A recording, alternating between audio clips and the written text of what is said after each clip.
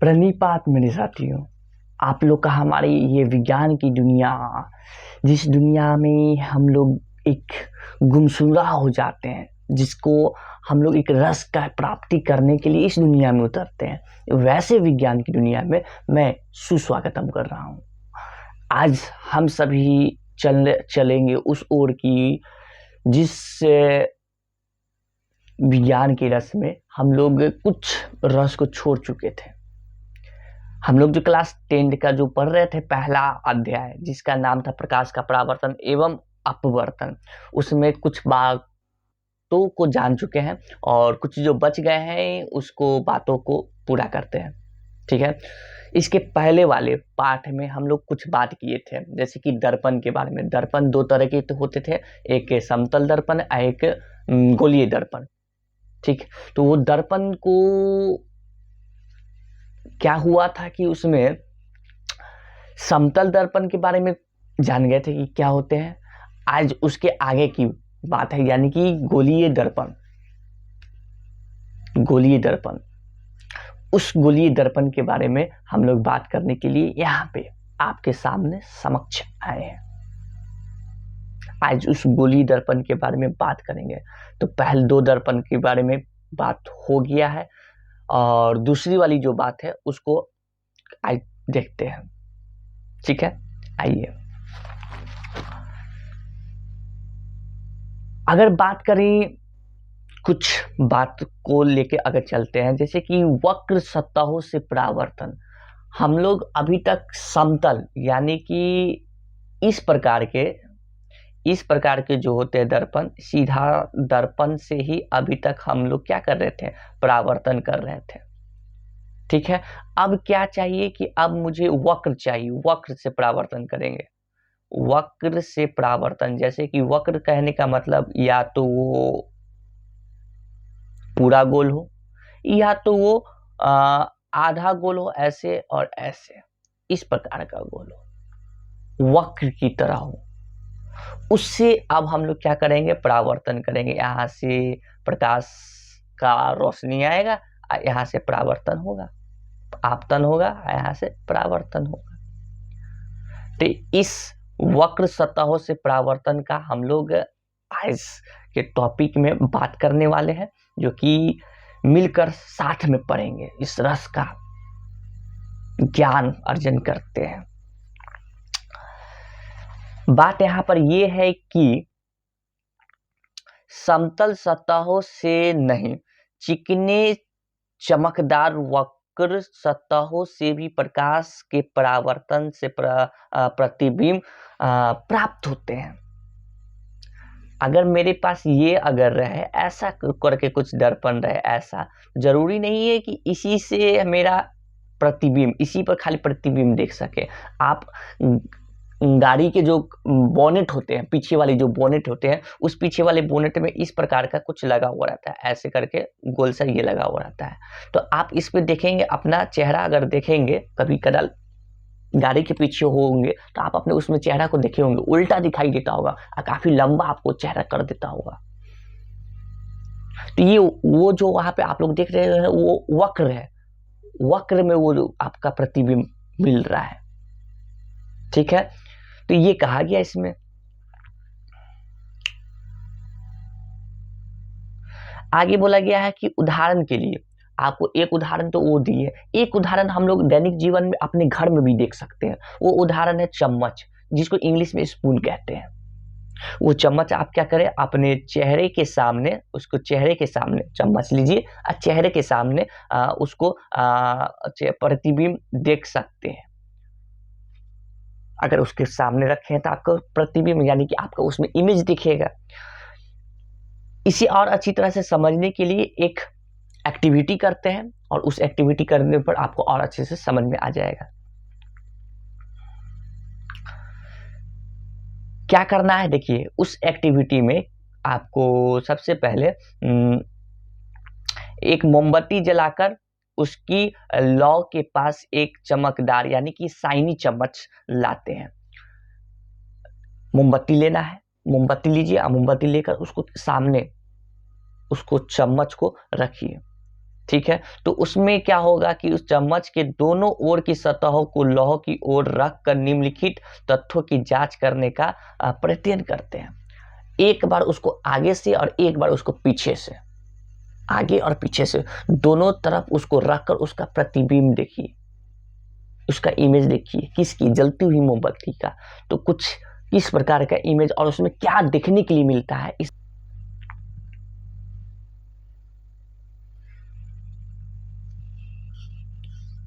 तो उसका प्रतिबिंब आप लोग को कुछ इस प्रकार देखने के लिए मिलेगा। जो बगल मेरे साइड में देख रहे हैं आप लोग, इस बगल साइड में अगर आप अच्छे से देखें तो आपको देखने के लिए मिलेगा क्या कि मेरा मोमबत्ती का लौ यहाँ है, ठीक, और मेरा चम्मच, चम्मच का जो मेरा पीछे वाला जो भाग होती है उसका प्रतिबिंब देखिए यहाँ पर कुछ बना रहा है, ये उसका प्रतिबिंब है, ठीक है। तो यहाँ पे जो प्रतिबिंब देखें उसको एक बार पलट कर सीधा की ओर रख कर भी उसका प्रतिबिंब देखेंगे तो उसमें सीधा अगर रखेंगे ना, जो धसान होता है, धसान, ये ऐसा वाला एक आपको मिला, ठीक है, ठीक से नहीं हुआ।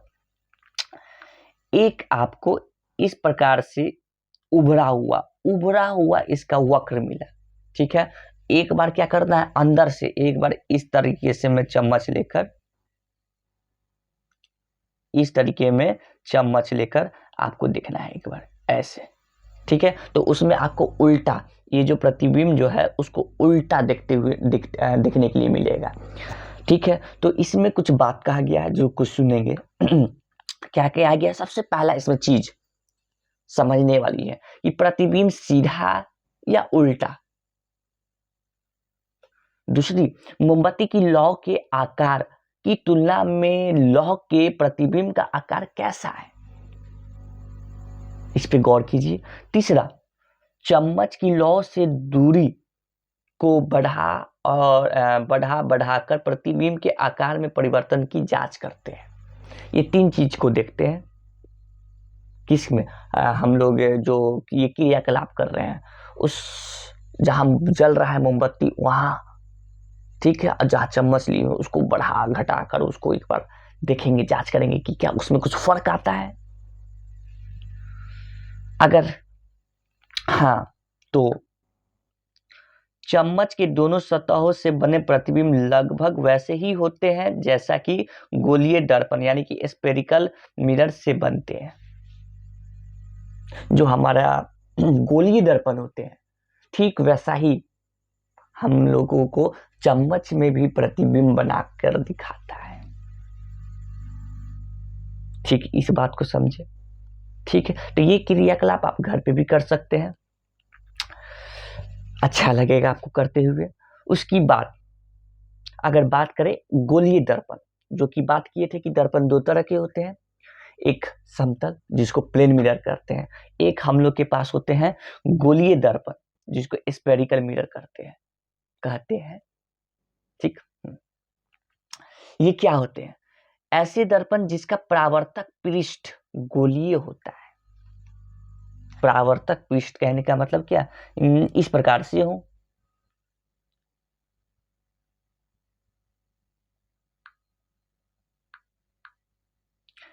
इस प्रकार से उसका परावर्तक पृष्ठ ये ऐसा गोल हो और अच्छे से इस प्रकार से उसका गोल हो, ठीक है। इसको अगर ध्यान से देखें तो इसका सब जगह इसका पृष्ठ यानी कि जो सतह है उस सब जगह से क्या है, गोल है। तो यहां से अगर प्रकाश को भेजते हैं, प्रकाश जहां से भी प्रकाश को आप भेजें, इस प्रकाश को, ठीक है, तो ये इसका पृष्ठ गोलीय है। यहां पर भी वो काम करेगा नियम, कौन सी नियम, प्रकाश का नियम वाली जो लॉ है वो भी यहां पर भी काम करता है, ठीक है। हाँ ठीक, तो कैसा भी है तो वैसे जो हम लोग देख रहे हैं सतह जो गोलीय है, ऐसे दर्पण को नाम दिया गया क्या, गोलीय दर्पण कहलाता है, ठीक। अब क्या है कि इस गोलीय दर्पण को हम लोग कुछ हिस्सों में बांटते हैं। इसी वक्रा के आधार पर गोलीय दर्पण के दो प्रकार होते हैं। वक्तरा, ये जो आप लोग देख रहे हैं, ये वक्रता, ये क्या है, इसका बात किया जाएगा। ये एक पद है, जिस पद का परिभाषा जानेंगे तो इसके बारे में भी जानेंगे। तो इसके आधार पर गोलीय दर्पण को है ना दो हिस्सों में बांटते हैं। कितने हिस्से में बांटते हैं? दो हिस्सों में बांटते हैं।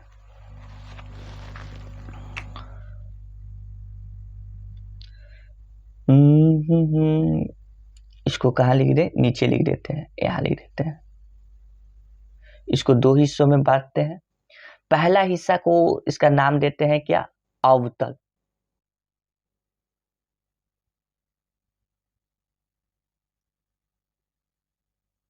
अवतल दर्पण, ठीक है। दूसरा हिस्सा को क्या नाम देते हैं? उत्तल। उत्तल दर्पण।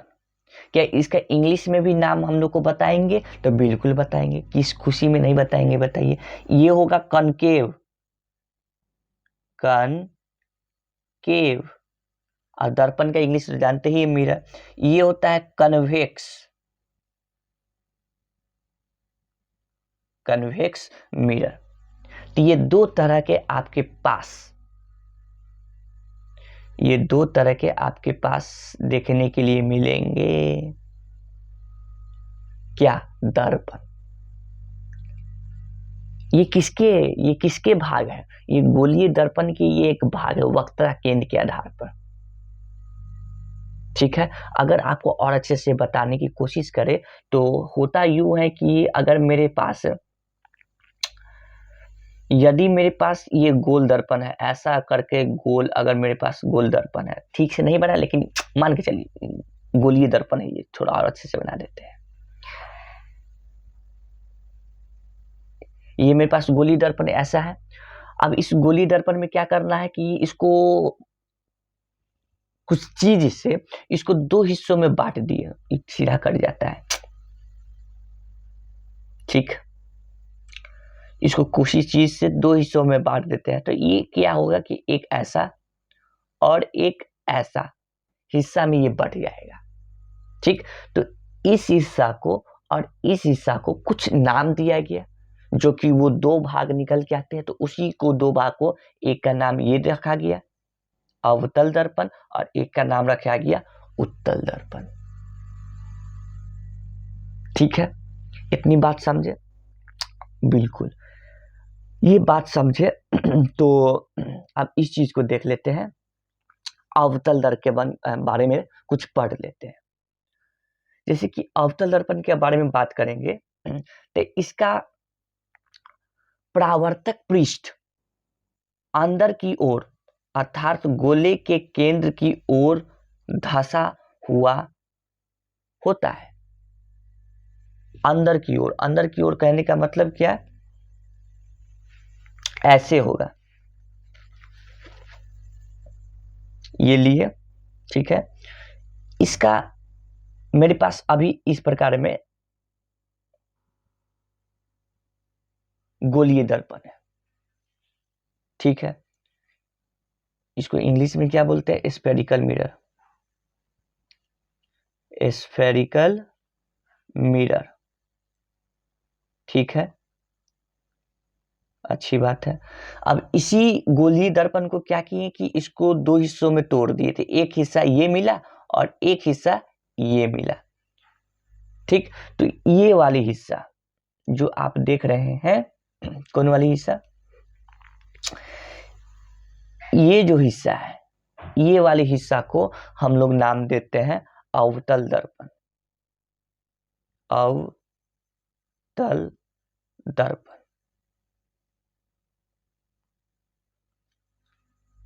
समझे? क्यों? क्योंकि इसको अगर देखेंगे तो ये अंदर की ओर धंसा हुआ है, ये ऐसा बना हुआ है, अंदर की ओर धंसा हुआ है। और ये इसका बाहर में क्या क्या हो रहा है? इसका पॉलिश किया हो रहा है, इस तरीके से इसका पॉलिश किया रहता है, तभी तो प्रकाश का परावर्तन होगा, नहीं तो सीधा प्रकाश आर पार हो जाएगा, ठीक है। ठीक, समझ रहे बात को, बिल्कुल थोड़ा बहुत समझ रहे। ठीक है, तो ये दर्पण कैसा हुआ, ये दर्पण कुछ इस प्रकार का ऐसा वो रहता है, और इसके बाहर में क्या किया रहता है, पॉलिश यहाँ किया रहता है। ठीक है, क्यों, क्योंकि इसका बाहर की ओर क्या हो, परावर्तन हो, इसलिए पॉलिश किया रहता है। आगे क्या, एक यहाँ पर नोट दिया हुआ है, एक चम्मच एक परावर्तक सतह अंदर की ओर वक्रित रहता है, यह अवतल दर्पण का उदाहरण। दूसरी ओर चम्मच बाहर की ओर वक्रित परावर्तक सतह का एक उत्तल दर्पण उदाहरण है। जो चम्मच लिए थे ना, तो चम्मच का ये हिस्सा, ठीक है, चम्मच का ये वाला हिस्सा जो आप लोग देख रहे हैं, ये वाला हिस्सा, ये ऐसा हिस्सा अगर है आपके पास, तो ये हिस्सा अवतल दर्पण होगा। अगर यही चम्मच को उल्टा कर दे, ऐसे कर के ये ऐसा आप चम्मच को कर दे, ठीक है, ठीक, तो ई वाला जो हिस्सा होगा, ये वाला हिस्सा, इस हिस्सा को हम लोग कहेंगे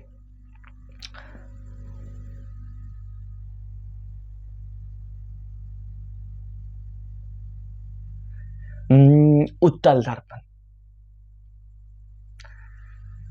आशा करेंगे कि ये बात समझ में आ रहा होगा आपको। आगे की बात सुनेंगे।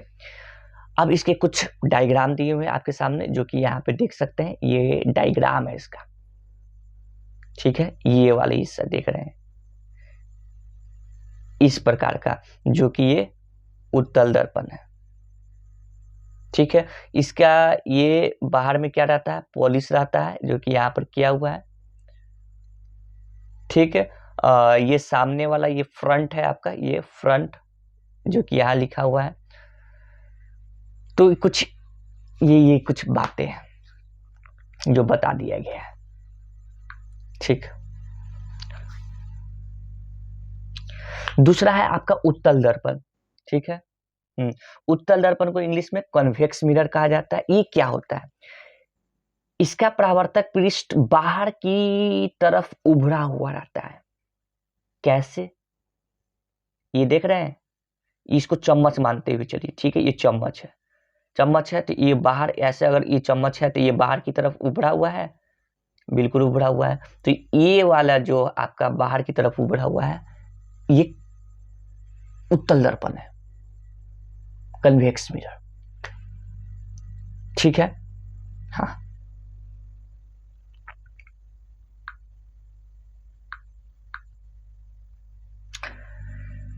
अब यहां पर कुछ पद के बारे में आपको बताया जाएगा। किस चीज की पद के बारे में बताया जाएगा, जैसे कि एक गोलीय दर्पण है, तो उस गोलीय दर्पण को जैसे कि यहाँ पर करके आपको बता देते हैं। ये गोलीय दर्पण है, ये क्या हुआ, बहुत कुछ हो गया इसमें। तो ये मेरे पास गोलीय दर्पण हुआ, ठीक है, तो इस गोलीय दर्पण को बीच वाला को कुछ कहते हैं, बिल्कुल। उसके बाद यहां से एक कुछ काल्पनिक रेखा जाती है, तो उसको भी कुछ कहते हैं। तो इस सब चीज को जो जो कहते हैं, उसका पद का परिभाषा और इसको क्या कहते हैं, इसके बारे में थोड़ी बातचीत कर लेते हैं। ठीक है, ऐसे तो आप लोग को यहाँ पर बताया गया है। यहाँ पर ये जो आप देख रहे हैं, इस चीज में बताया गया है, लेकिन जो पहले ही से लिखा हुआ है उसको समझने में थोड़ा दिमाग में फिट नहीं होता है। लिख लिख कर बताने में जो दिमाग में आता है, उसकी मजा ही कुछ और है। ठीक है, तो इसको बाद में पहले खुद से बनाकर समझ लेते हैं।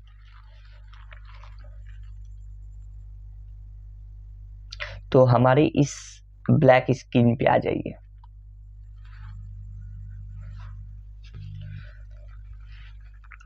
तो यहां पर मैं अभी ले लेता हूं एक गोलीय दर्पण,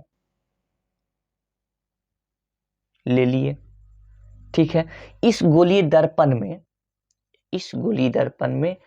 एक जगह, कहीं इसके एक जगह पे केंद्र होगा।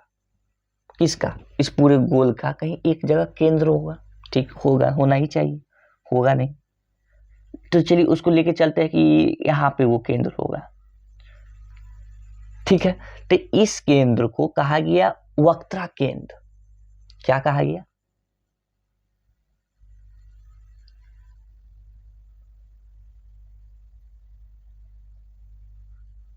वक्रता केंद्र। बात समझ गए? ठीक है। अब यहीं से इस केंद्र से होते हुए एक काल्पनिक रेखा गुजरेगी, जो कि ये मन में हम लोग सोचते हैं। ठीक, जो कि ये यहाँ से एक काल्पनिक रेखा होगी, जो कि इस काल्पनिक रेखा को भी कुछ नाम दिया जाएगा। क्या नाम दिया जाएगा बताते हैं। इस काल्पनिक रेखा को हम लोग प्रधान अक्ष कहेंगे। क्या कहेंगे? प्रधान अक्ष। प्यारे साथियों, अभी जैसा कि आप लोग देख सकते हैं कि मेरे यहाँ पे इस जगह पे जहाँ पे मैं आप लोग को पढ़ा रहा हूँ, जिस रस में लेके आया था, उस रस में अभी क्या हुआ है कि यहाँ पे प्रकाश की कमी हो गई है, जिसके कारण अभी पढ़ाया नहीं जा सकता है, क्योंकि यहाँ पे अभी लाइट नहीं है। तो इसीलिए अभी इस पार्ट को यहीं तक समाप्त करते हैं। ठीक है, इस जो अभी चीज मैं बता रहा हूँ उसको अगले पार्ट में आप लोग को कंप्लीट यानी कि बता दूंगा परिभाषा के साथ। अभी मुझे जाने का अनुमति दे, नहीं तो मेरा कभी भी जो स्क्रीन आपको यहाँ पे बगल में दिख रहा है वो बंद हो सकता है। ठीक, तो इसके लिए बहुत बहुत धन्यवाद जो इतनी देर तक आप लोग मेरे पास रुके। अगले वीडियो अगले भाग में मिलेंगे इसी चीज को लेकर। तब तक के लिए आप लोग का तहे दिल से शुक्रिया। जय हिंद, जय भारत।